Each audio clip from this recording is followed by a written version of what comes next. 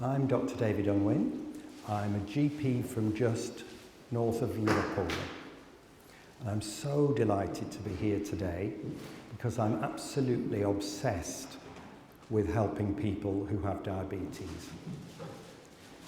But I wasn't always obsessed by helping people with diabetes. For the first 25 years of my life as a GP, people with diabetes were almost my least favourite people. So I was a horrible doctor, a mean doctor. The reason for that was nothing I did seemed to make a difference. And you become a doctor hoping to help people, and I wasn't helping people with diabetes. So I was a bit depressed and a bit low because everybody with diabetes just seemed to get sicker and sicker and fatter. So I just felt like I was failing. And then a single patient changed my life and a lot of other people's lives. This person was the first person I'd ever seen who'd put their diabetes into drug-free remission. I was astonished, absolutely astonished. She looked fabulous. She'd lost a lot of weight and she'd come off all her medication. And I learnt from that patient. And so she was the very first drug-free diabetes remission I'd ever seen. This is type 2 diabetes.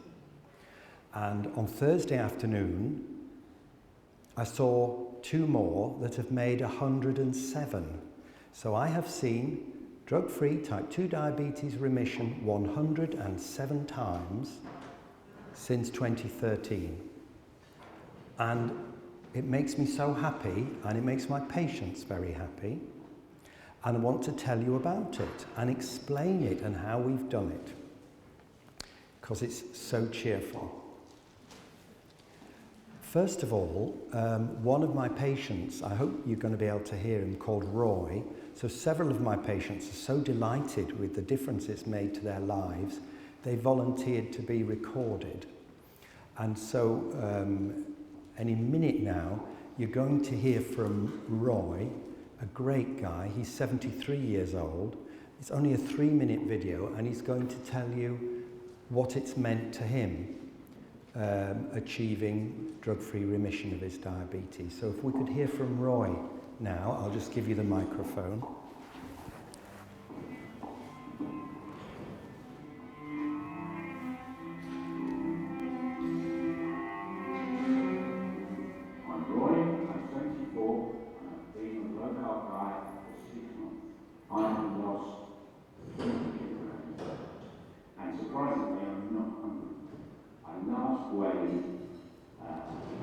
This amount when I'm 1992.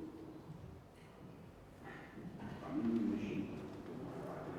In fact, I'm beyond pre-diabetes and I'm normal, I'm told. So my blood pressure now is as low as it was in 2003, and I'm on no medication for it at all.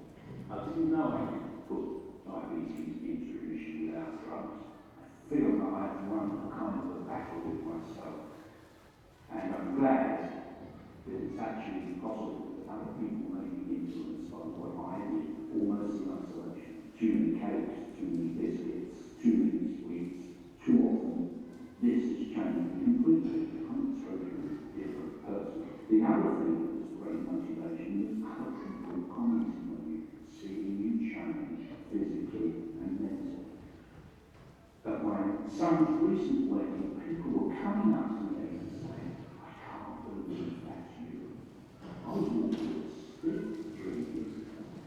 Now, I'm rolling on treadmills, I'm lifting weights, I'm walking wherever I want to without any kind of problem, not having to sit down when I go out because I'm tired. I'm a different person. I'm 20, at least, up to my mind, I'm 30 years younger.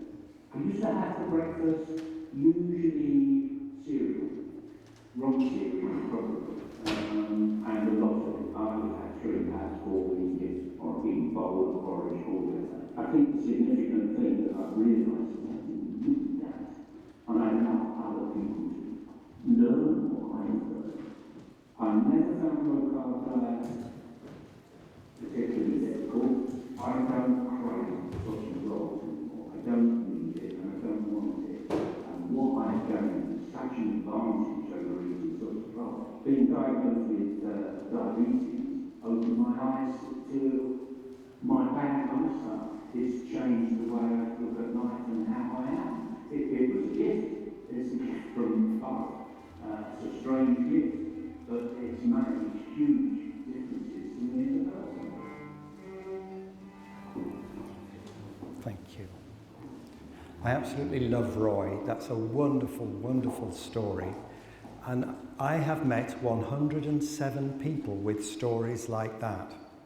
So now in my practice, we've got 9,700 patients.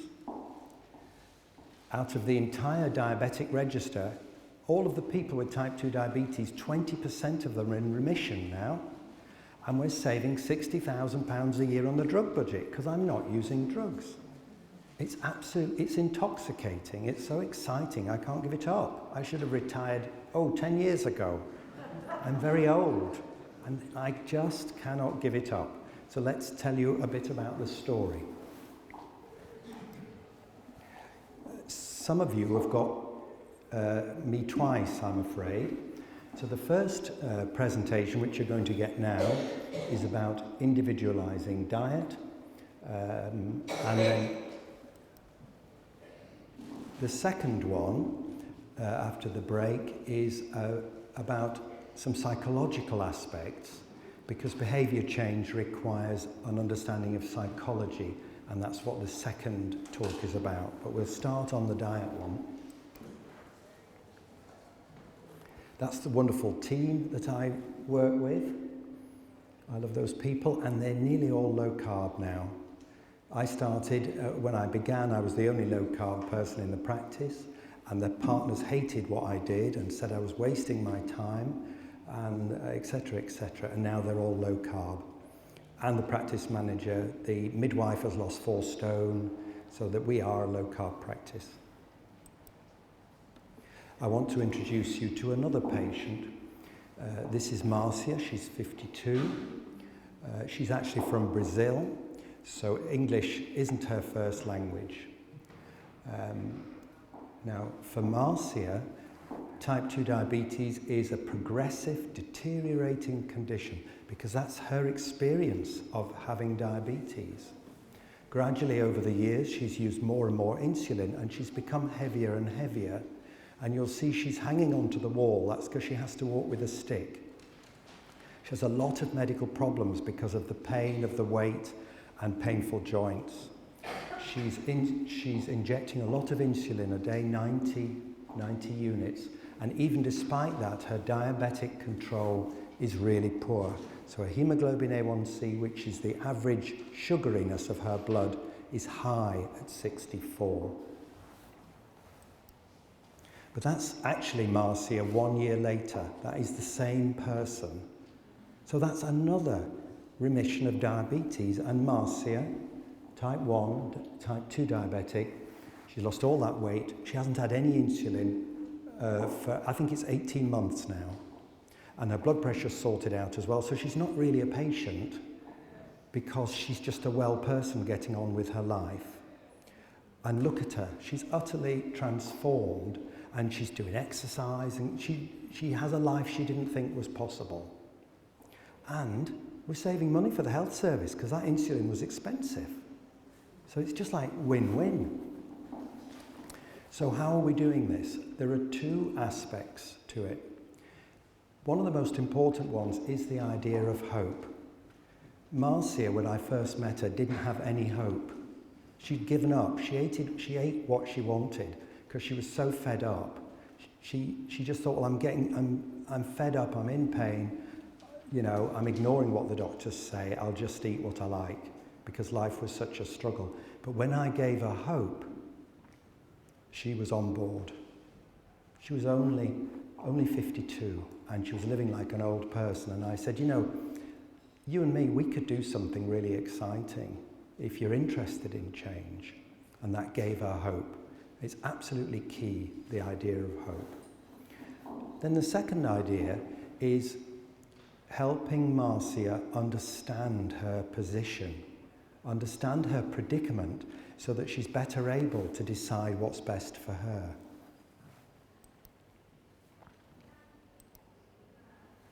Just before we come to this slide, I wanted to tell you about my practice. So I've been a GP there since 1986, looking after exactly the same population. In 1986, we had 57 people with type 2 diabetes. We've got about 500 now. Think about that. That's an 8-fold increase in one small population. Why?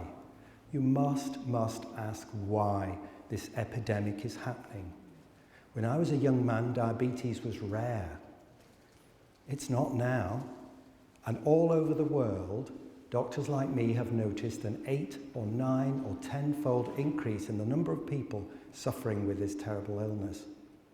Why? It is not genetic. It can't be genetic in 30 years, can it? That's only one generation. So something in the environment has changed to bring about this terrible epidemic. My practice was not financed to look after 500 people. We had the same budget. There was no extra budget for this work. And so diabetic services everywhere are squeezed because they're underfinanced, because nothing's prepared us for this epidemic. And we've all got to ask, because if we don't work out why the epidemic of diabetes is occurring, how are we to suggest a solution if you don't know why it is? But I believe if you look in any supermarket, or you buy petrol, or you buy a paper, look around you, the answer is there. All that junk food, somebody's eating it. We weren't eating like that. Some music from somewhere. Hello? Oh, it's getting louder. Ah, bless you, bless you. Where was I? Oh, yes. Junk food. So I believe that the way we are eating is what's made the difference. My patients are not exercising less than they were. I don't buy that at all. More of them have cars perhaps, but many of them go to the gym. Something terrible has happened in society, and it's all over the world. I fly all over the world giving this talk. Everywhere I go, the same problem. And I think it's the way we're eating. And the proof that I'm correct is when I change the way my patients eat, I'm reversing diabetes every week. I put this in because I'm not just wanting to talk. There are people in the room who have type 1 diabetes. Quite a different condition. They can't live without insulin. But my patients who improve their diet, as we were hearing earlier, on the whole, the ones with a better diet, the type 1 diabetes with a better diet, have a better experience of life because they get a more steady blood sugar. And this is an example. So that's a young person, a 27-year-old, and if this is her hemoglobin A1C. So it shows how sugary her blood is and the quality of her diabetic control. And that's the quality of her diabetic control between 2012 and 2021. She had very poor diabetic control until she cut back on sugary and starchy carbs. And now she has extremely good control. She loves having that quality of control. And she's reduced her insulin by 40%, lost weight, and she feels so much better. The most important thing she would say, I met her just a week ago and she gave her permission to discuss her case. She says she feels safer and she feels in control. That's what she likes. She's not got the up and down blood sugar that is so upsetting. She's not chasing all the time the blood sugar. So that's somebody with type 1. She kept the process safe with a Freestyle Libre. And if we've time, I'll be talking more about Freestyle Libres. I think they're wonderful for type 2 as well as type 1. And I'll confess now, I break the rules. My type 2 patients get a Freestyle Libre temporarily to help them. And I wonder who's going to send me to jail for doing that. Should I be frightened? No, I don't think so. But it's breaking the rules, and it makes people upset when you break rules.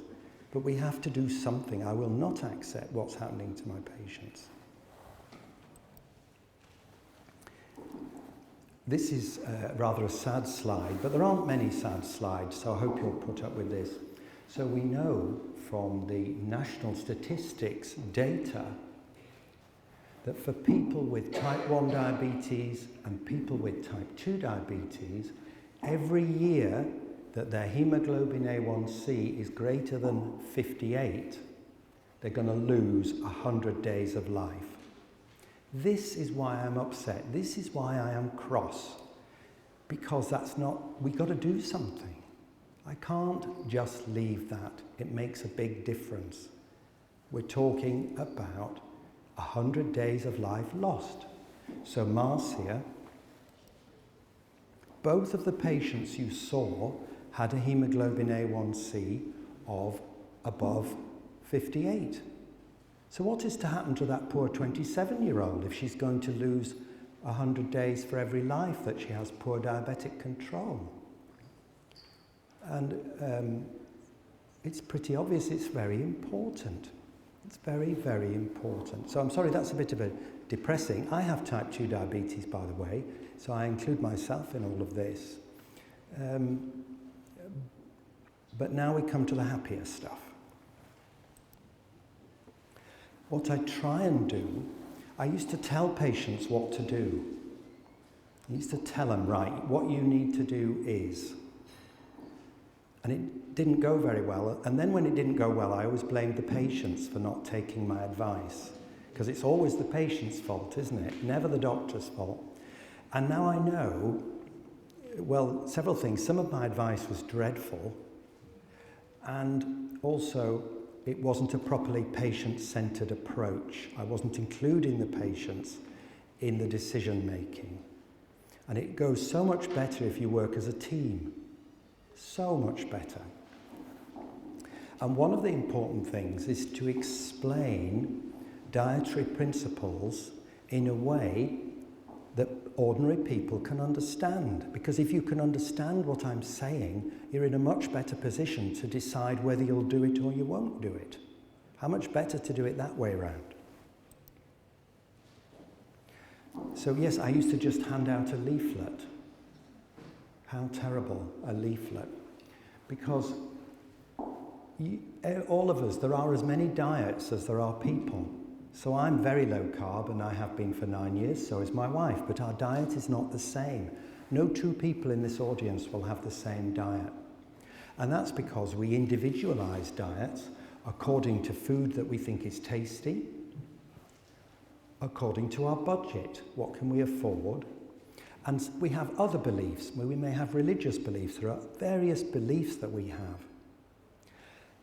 So core to individualizing diet is understanding what matters, and that's what we're going to come on to now.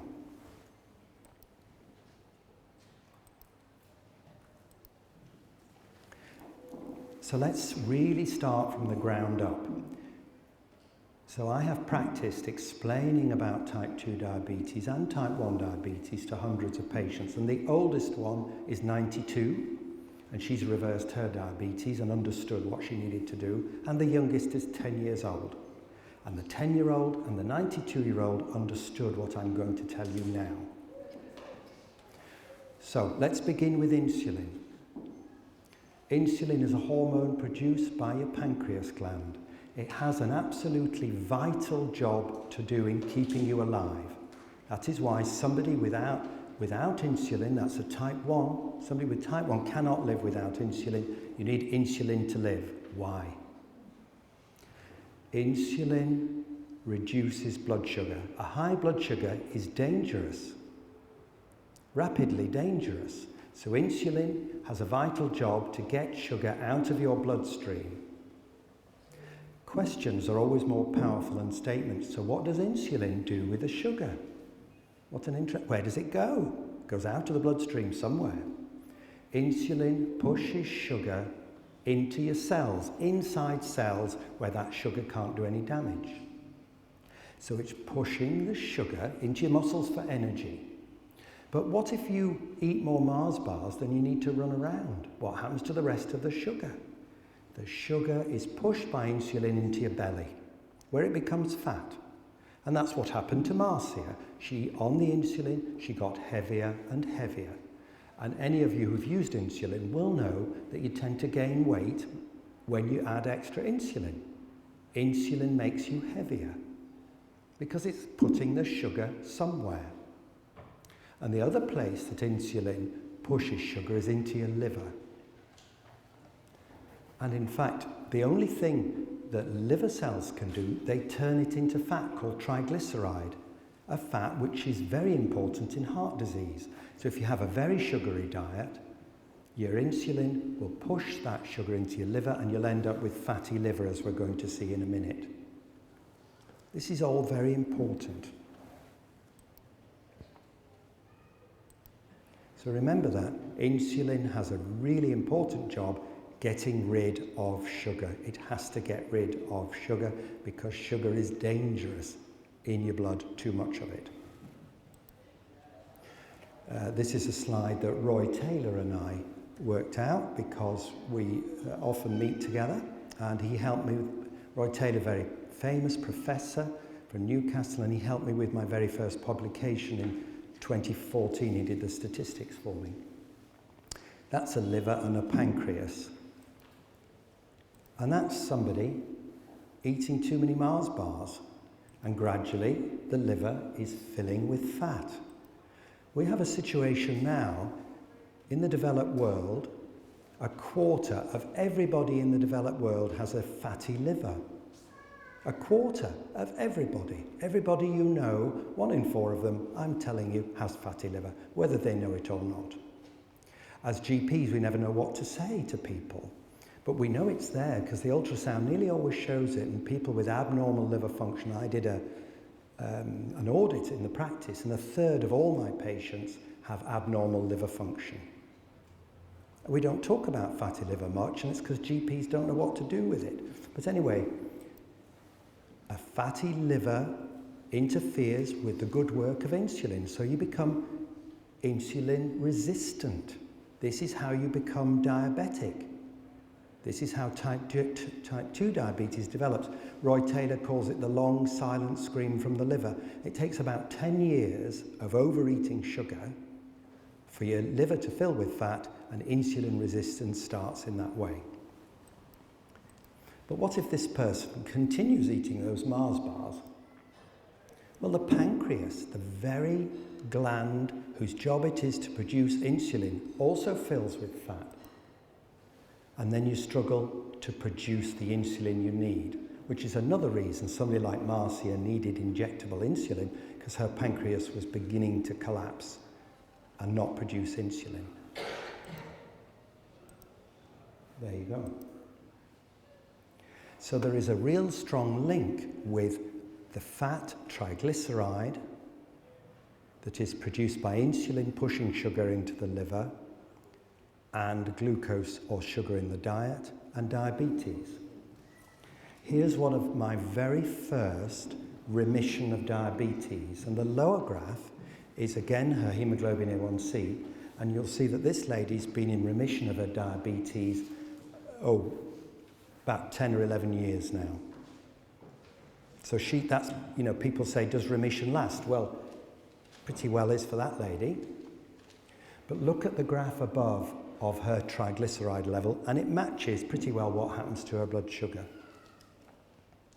Recently, she went a bit biscuity, as you see near the end. Can you see there was a blip there? So I had to ring her up and say, come on now, what we're doing. And she said, oh God, I know it's biscuits. I'll have it sorted in a few months, don't worry. Send me for a blood test. And sure enough, look, she sorted it. She's a business-like kind of woman. So she just gave up the biscuits and sorted herself out. But I put the slide up to just show the link between, many people ignore triglyceride, and we really shouldn't.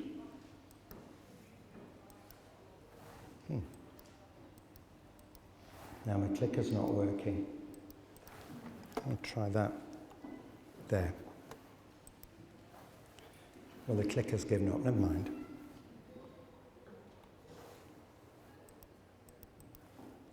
oh, I might be going to need technical help. Can you have a look, David, because...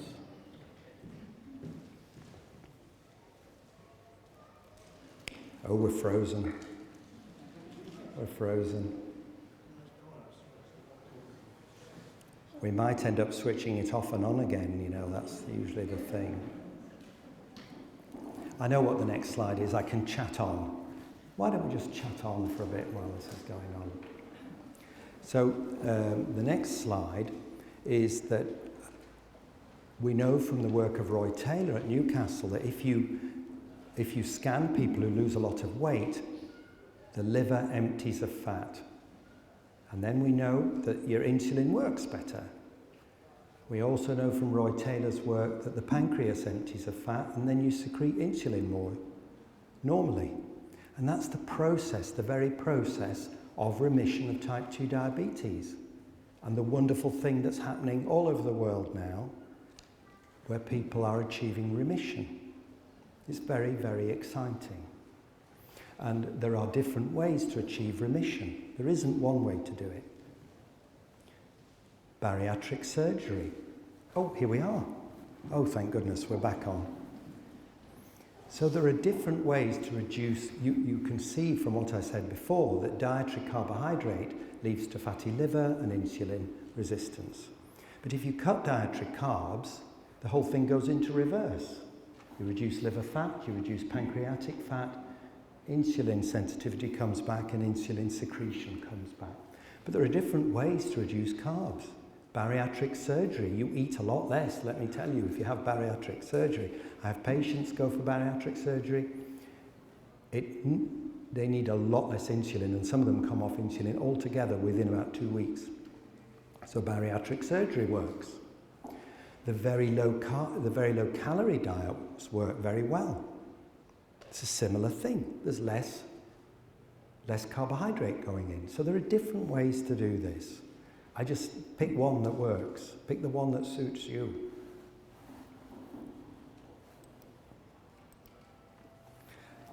So we come on to the more practical side of this now. So I say to my patients, so if sugar is the problem, and sugar fills your belly with fat and your liver with fat, where is the sugar in your diet? Because questions are more powerful than statements. Because if I ask you a question, you've got to think. Whereas if I tell you stuff, you can just shut off and go, la, la, la, I'm not listening. So I ask you, where do you think the sugar is in your diet? Some people know that. They know. And they say, well, I'm not an idiot, Dr. Unwin. I've given up biscuits and I don't have sugar in tea and coffee. So I've no idea why my blood sugar's so high. So some people are genuinely mystified as to why their blood sugar is so high. I had a patient recently who's a 77-year-old, and his hemoglobin A1C was 75, which is too high. And I got him to photograph every single thing he ate and drank for 3 days, trying to find out where was the sugar coming from. Anyway, this was the answer. So he was having loads of this bread because he bought it because it said no added sugar. And of course, unfortunately, he'd missed something very important. Starch is sugar. So starchy foods like bread, like breakfast cereals, like potatoes and rice, digest down into surprising amounts of sugar. And that was the gentleman's problem. This is the basis of the glycemic index. Some of you will have heard. The glycemic index ranks foods in how sugary they are compared to pure glucose. I had a problem with the glycemic index. I loved it a lot, but my patients didn't understand what I was talking about when I tried to explain to them about the glycemic index. And I realized there were two problems. My patients were not really familiar with glucose as a substance.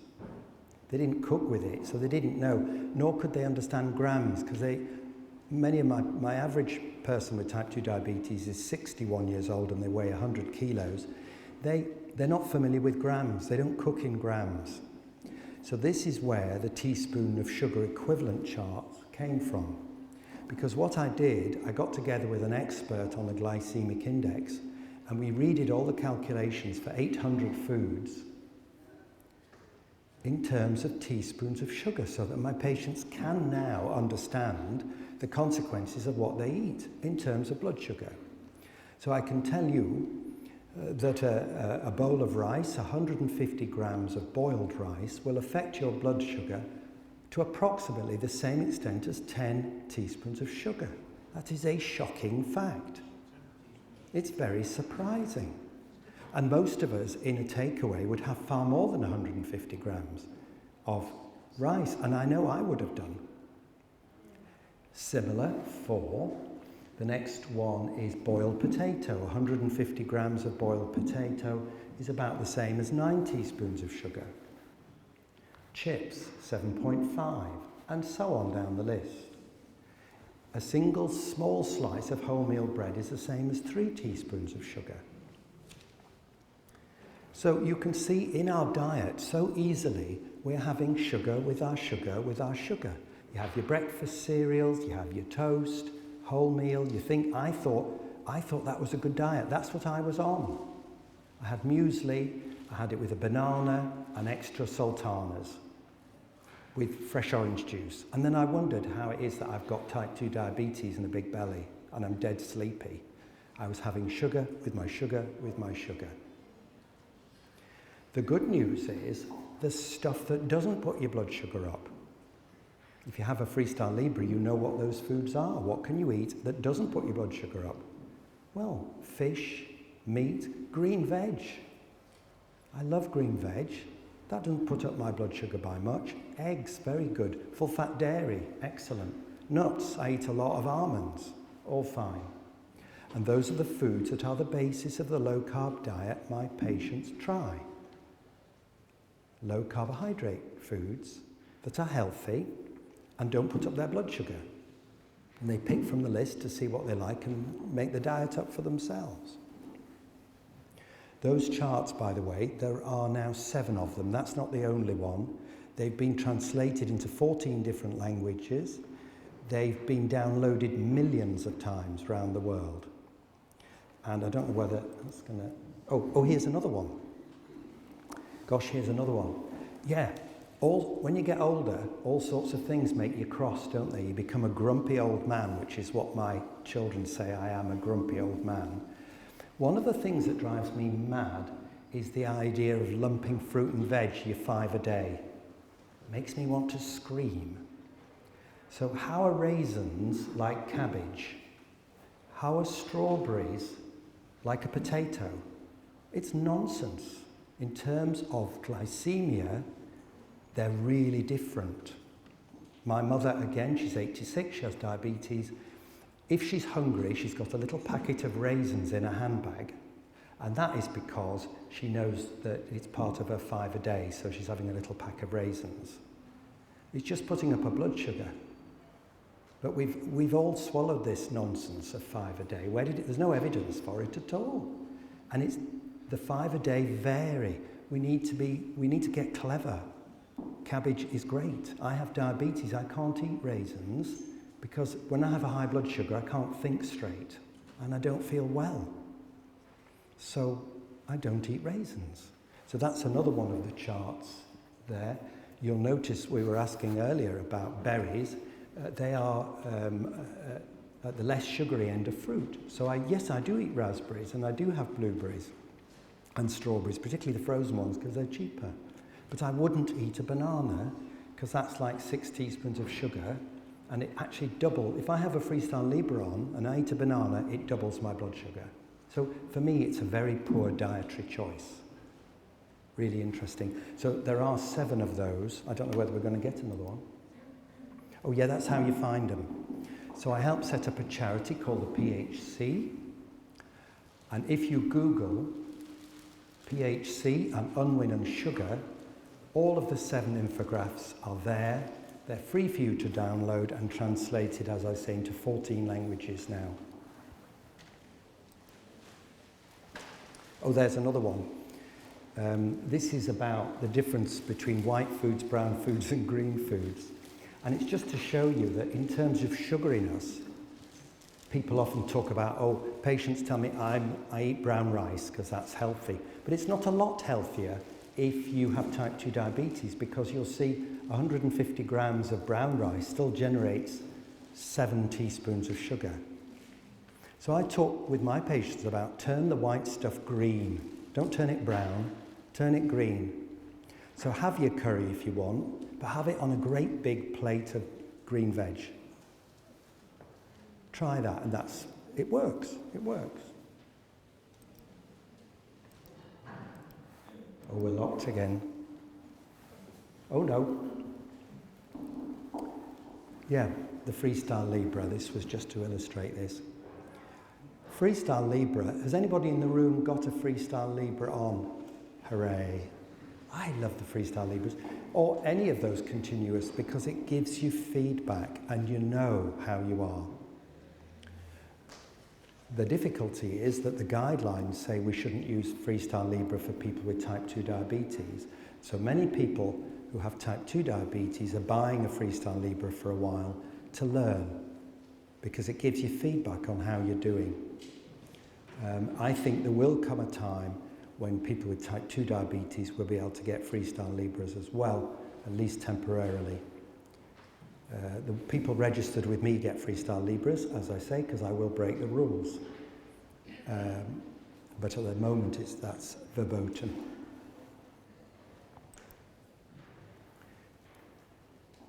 This is actually another type 1 patient who's also volunteered for you to see. This is a lady of 66 who's type 1 with a Freestyle Libre, and her diabetic control was terrible. She got heavier and heavier with her type 1 as her insulin. She said she never saw anybody without them telling her to have more insulin. And she's gone low carb now, and she's reduced her insulin requirement by 50%. But what she loves, if you look at the graph there, the blue graph there, her time in range is before her blood sugars were jumping all over the place. She's so stable. That's what she likes.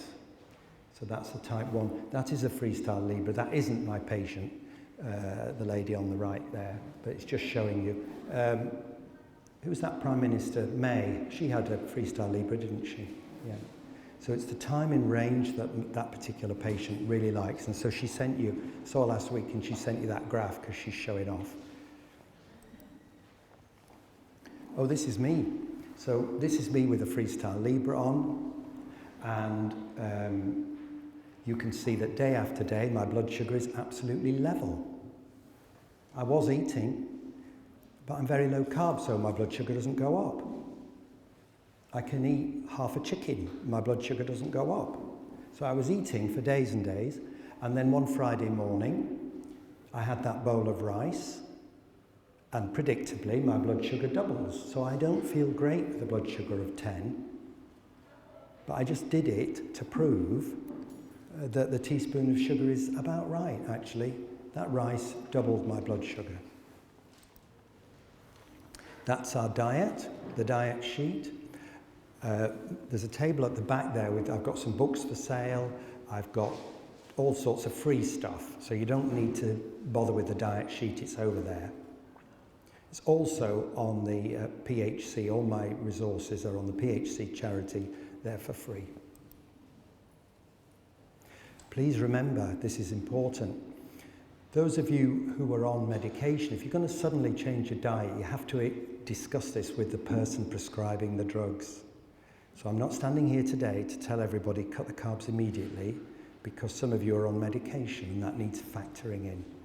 The second thing is that if you're on a low carb diet, you probably need to have more salt in your diet, because otherwise your blood pressure drops. So I used to have high blood pressure and now I don't, because there's a real link between insulin and salt. Insulin causes your kidneys to retain salt. When you go low carb, you lose salt, you lose fluid, your blood pressure improves. That's a low carb diet. So it's green veg, unprocessed meat, eggs, dairy, nuts, seeds, fish and berries, whole food. That's what it is, that's what I eat. That's the chart about medication for any of the healthcare professionals, and there are copies on the table at the back. It's published in the British Journal of General Practice. Really important thing. Another thing insulin does. So we are a dual fuel engine. We're amazing. You can burn sugar or you can burn fat. So that's why there is no dietary requirement for carbohydrate, because we can burn fat. We can actually also produce sugar out of fat and out of protein. So there's no dietary requirement for carbohydrate. But insulin has another trick up its sleeve. If you continue to have biscuits through the day, you have a higher insulin requirement, and insulin prevents you from burning your own fat. So if you have a high insulin, if you've got a lot of insulin, you can't burn your own fat. And the commonest thing my patients tell me is, it's weird that I'm not hungry. Do I have to eat breakfast because I don't really want it anymore? And that is because when you go low carb, you go lower insulin, and you start burning your own fat. So I can go a whole day without eating if I have to, because I can burn my fat. That's what's happened to my belly. I did have one, and it's gone because I burnt it, because my insulin levels are low.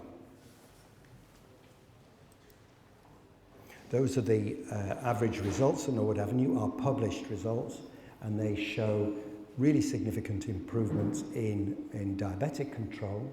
Also renal function. I used to worry that the high protein in the diet might spoil renal function, but that is a paper we published a few months ago that showed kidney function improving significantly for my patients over 30 months. Also, lipid profiles. Everybody said to me, oh, it's a dangerous diet, they'll die because the cholesterol will go sky high. No, it doesn't. I've done hundreds of patients, and I've kept very careful records of what happens and published it too. The lipid profiles improve. And then finally, the blood pressure improves, as I've said, because they've weeded out the salt, and the blood pressure improves. And I stop a lot of drugs for blood pressure. I'm going to speed up a bit now. That's just to show you that the remission rates at Norwood Avenue are improving year on year. So the remission rate for the entire population was 4%, and it's now 22% for the entire population with type 2 diabetes.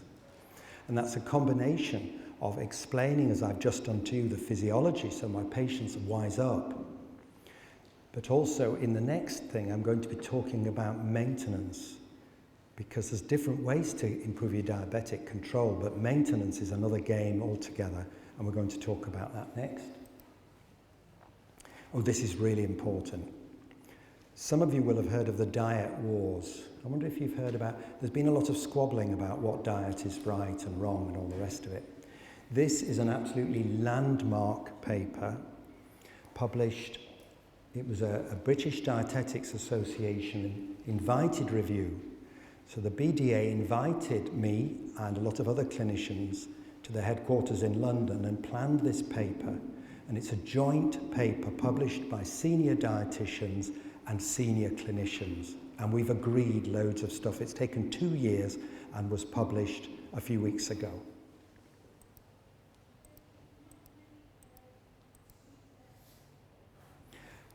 We've all agreed that type 2 diabetes remission should be considered as a treatment goal. For all people living with type 2 diabetes, we should be talking about at least the chance of it. We agree that weight loss makes a big difference. However you do it, we know that makes a difference. We've agreed that total dietary replacements like the shakes and also low-carb diets have been demonstrated as being effective, and that it can be maintained long-term. Total dietary replacements and low-carb diets, if supported, are considered safe. So I will not hear any more talk about low-carb isn't safe, low-carb is niche, low-carb is weird. We have now a joint statement. We've gone into the evidence, we've looked into it. It isn't just me. Hundreds of healthcare professionals are doing this now. And there are different ways. It's all about discussing with the patients the way that suits them best and helping them understand where sugar comes from in their diet. This is my model of dietary control for diabetes, or in fact, good diabetic control. Think about it as a balance between the sugar in and the sugar out. Most of the sugar that goes in is to do with your diet. Now, for some patients, stress makes a difference. So I've got patients that if they become very stressed, it puts up their blood sugar. And anybody with a free, I know right now, because I'm a bit stressed, I know that my blood sugar is high. I can tell. And if I have a Freestyle Libre on, public speaking puts up my blood sugar because I'm stressed. But for most people, most of the sugar is what you've eaten. If you've got a high blood sugar, it's what have you eaten recently. So good diabetic control is the balance between the sugar in and the sugar out. There are different ways to get rid of sugar. Exercise does it. We've got some really good drugs that get rid of sugar. Insulin gets rid of sugar. Gliclazide. The new SGLT2 inhibitors cause you to wee out the sugar. So that's one way to get rid of the sugar, wee it out. But there are problems with weeing a lot of sugar out. I've seen some incredible cases of thrush due to weeing out of a lot of sugar. So my plea is really we should be, wherever possible, thinking about dietary resolution to this. Look at your diet. Where did the sugar come from? It's a pity to give you drugs, and that I offer my patients, shall I start the drugs, or are you going to look seriously at where the sugar is in your diet? What shall we do? And I find people are very interested in improving their health. I told you before, just Google PHC, Unwin and sugar, and there are the low-carb diet sheets, there are the frequently asked questions, there are the protocols for doctors and nurses, there are the sugar infographics. There's now a wonderful low-carb app written by a friend of mine, David Oliver. The Freshwell app is amazing, really good, and it's all free. Last slide. You're meeting now. This is Brian. I love Brian. Brian is 82, and I'm holding the tape measure where his tummy used to be. So he was a roly-poly. He was huge. And his problem was mobility. Because he had such a big tummy, he walked rolling like that. Also, because he was on insulin, he was becoming very poorly controlled, and he had brittle diabetic control, and he was dead scared about driving. So Brian's worry was, my mobility is deteriorating, my diabetic control is deteriorating, I'm 82, I depend upon my car. What can I do? So I said, where do you think the sugar is in your diet, Brian? With him, actually, it was biscuits and breakfast cereals. He lived alone, but he was interested in doing it differently. And he's not had any insulin now for 2 years. He's not needed his perindopril or his gliclazide. He's lifting weights in the gym, and he's 82. He's amazing. He's so empowered and lively. And he's also done a video. He wants the world to know, I'm 82, but I sorted this myself. It's such a message of hope. And that's what I wanted you to have. And that's the end of the talk. Thank you so much. There we go.